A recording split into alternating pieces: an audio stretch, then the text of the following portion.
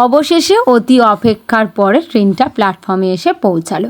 অতি অপেক্ষা কেন বলবো, কারণ আমাদের ট্রেন ছিল সকাল 6:30টায়, প্ল্যাটফর্মে পা দিতে অ্যানাউন্স করলো 6:30টার ট্রেনটা 8:30টায়, 2 ঘন্টা লেট।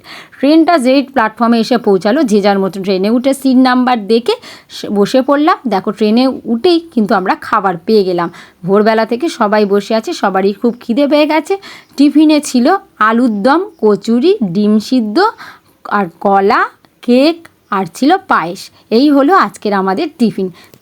এবারে প্লাস্টিকের মধ্যে আমি দেখো 2 রকমের পাউরুটি আবার একটা প্লাস্টিকের মধ্যে ভরে নিলাম। টিফিনটা খাওয়ার পরেও যেহেতু অনেকটা জার্নি, তো সবারই ধরো তো টুকটাক করে খিদে পাবে, ওই জন্যে নানান রকম খাবার দাবারও ছিল। এবার দেখো, আমার শ্বশুর আমার ছেলের খাওয়া হয়ে গেছে, তারপরে এবার আমরা দুজন খাচ্ছি। খাওয়া হয়ে গিয়ে আমি চলে গেছি একদম ট্রেনের একদম জানলার দিকটা, বেশ ট্রেনের জানলার দিকে বসে দেখো খাচ্ছি হলো চানাচুর খেতে খেতে বাইরের আবহাওয়াটা বেশ এনজয় করলাম। চলে এলাম পুরুলিয়া জংশন। ভিডিওটা ভালো লাগলে লাইক সাবস্ক্রাইব করে